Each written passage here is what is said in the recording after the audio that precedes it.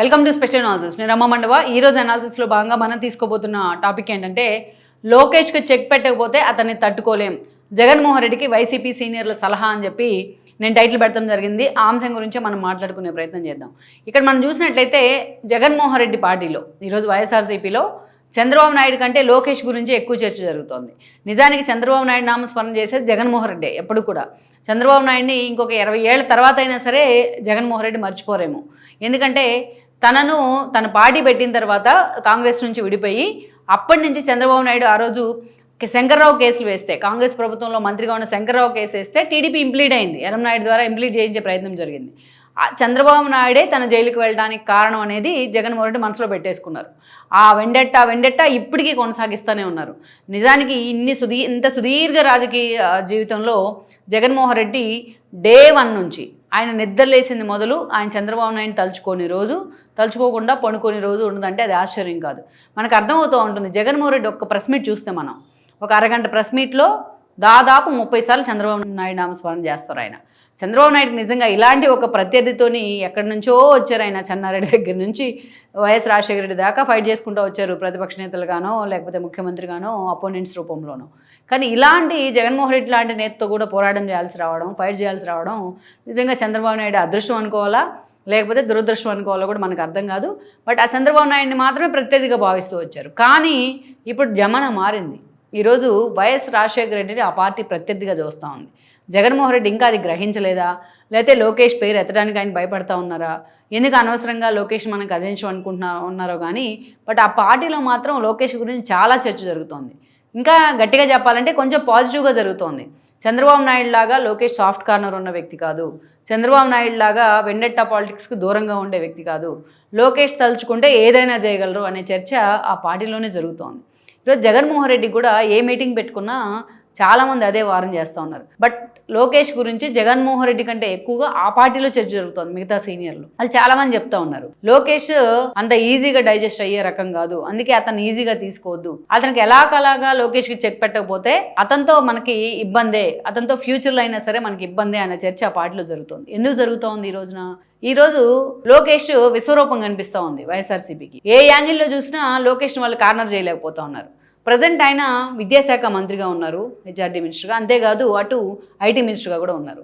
So విద్యాశాఖ మంత్రిగా లోకేష్ని చూస్తే ఇప్పటిదాకా జాబ్ క్యాలెండర్ వరకు మొదలుకొని మెగా డిఎస్సి వరకు లోకేష్ని ఈరోజు అటు వైఎస్ఆర్సీపీ నుంచి నో ఆన్సర్, ఏ క్వశ్చన్ అడగాలన్నా దానికి రెడీగా ఆన్సర్ ఉంటా ఉంది. ఈరోజు యువత రోడ్డు మీదకి వచ్చి ధర్నాలు నిరసనలు చేస్తున్న సందర్భాలు లేవు. లోకేష్ విద్యాశాఖ మంత్రి అయిన దగ్గర నుంచి, యూనివర్సిటీల ప్రక్షాళన దగ్గర నుంచి ఈరోజు యూనివర్సిటీలో వీసీ నియామకాల దాకా ఎంత ఫర్మ్గా లోకేష్ అండ్ టీం వ్యవహరించిందో మనం చూసాం. ఇక అంతేకాదు, ఏదైతే మానవతా విలువలను, హ్యూమన్ వాల్యూస్ గురించి వాళ్ళకి చెప్పాలనో, అదేవిధంగా చూస్తే చాగంటి కోటేశ్వరరావు లాంటి వాళ్ళని లేకపోతే గరికపాటి లాంటి వాళ్ళని నియమించుకోవడం కానీ, వాళ్ళతో విద్యాబుద్ధులు వాళ్ళకి చెప్పించే ప్రయత్నం చేయడం కానీ, స్టూడెంట్స్కి మాక్ అసెంబ్లీ నిర్వహించే ప్రయత్నం చేయడం కానీ ఇవన్నీ చేస్తూ ఉన్నారు. ఇంతకంటే లోకేష్ ఎక్కడికి వెళ్ళిన స్టూడెంట్స్ ఇంటరాక్ట్ అవుతూ ఉన్నారు.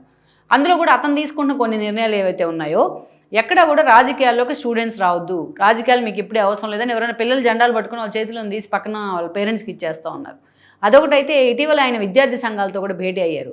మీ ఇన్ఫ్లుయెన్స్ ఉండాలి, మీకు న్యాయం కోసం విద్యార్థులకు న్యాయం జరగాలని పోరాటం చేయడం వరకు ఓకే, కానీ మీ రాజకీయాలను తీసుకొచ్చి పిల్లల మీద రుద్దొద్దు అని చెప్తా ఉన్నారు చాలా క్లారిటీగా. And one more, Jaganmohan Reddy తరఫున దీర్ఘంగా జోగి రమేష్ ఇంటికో అంబటి రాంబాబు ఇంటికో పరామర్శలకు వెళ్తూ ఉంటే ఆయన వెనుక బైక్ ర్యాలీలు తీస్తూ స్టంట్లు చేస్తూ ఎంతోమంది పిల్లలు చనిపోతూ ఉన్నారు, ఎంతోమంది చదువుకు దూరం అవుతూ ఉన్నారు, గాంజాలో డ్రగ్స్ తీసుకొని రక్తాభిషేకాలు చేస్తూ ఉన్నారు. ఇవి తగ్గించండి, ఇవి ఎక్కడైనా సరే దీనికి ఎక్కడికక్కడ చెక్ పెట్టే ప్రయత్నం, వాళ్ళని అరెస్ట్ చేయించే ప్రయత్నమో, లేకపోతే అరెస్ట్ చేయించడం కన్నా ఎక్కువగా పోలీసులకి డైరెక్షన్ ఇస్తూ ఉంటే వాళ్ళని రోడ్ల మీద నడిపిస్తూ ఉన్నారు అందరికీ తెలిసే విధంగా. వాళ్ళ తల్లిదండ్రులు కూడా వాళ్ళని వార్న్ చేసే విధంగా, తల్లిదండ్రులు కూడా సిగ్గుపడే విధంగా వాళ్ళని కంట్రోల్లో పెట్టే ప్రయత్నం జరుగుతూ ఉంది.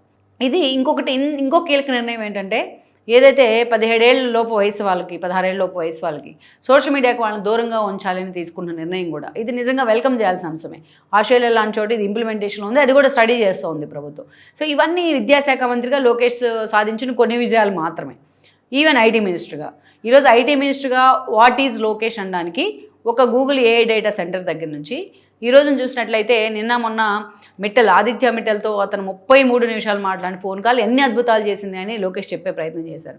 ఇక ఎన్నో ఉన్నాయి. ఒక కాగ్నిజెంట్ దగ్గర నుంచి గతంలో జగన్మోహన్ రెడ్డి హయాంలో వెళ్ళిపోయిన ఐటీ పరిశ్రమలు అన్నింటినీ కూడా తీసుకొస్తూ ఉన్నారు. అంతేకాదు ఇటీవల మనం చూసాం వైజాగ్లో కాగ్నిజెంట్కి భూమి పూజ చేసే క్రమంలో లోకేష్ చాలా ఎమోషనల్ అయ్యారు.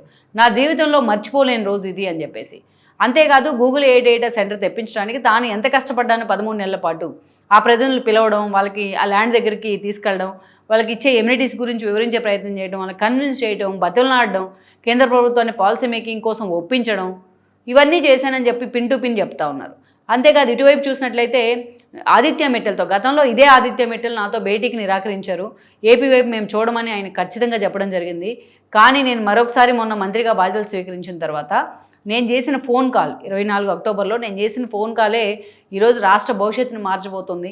మిట్టల్ ప్లస్ నిప్పన్ 2 సంయుక్త భాగస్వామ్యంతో స్టీల్ ప్లాంట్ అనకాపల్లిలో ఏర్పాటు చేయడం అనేది అని ఆయన చాలా క్లారిటీగా చెప్పారు. అంటే ఐటీ మినిస్టర్గా కూడా పరిశ్రమలు తెప్పించడంలో, ఐటీ ఇండస్ట్రీ మీద ఫోకస్ పెడతంలో ఆల్మోస్ట్ లోకేష్కి 100 మార్క్స్ పడుతున్నాయి.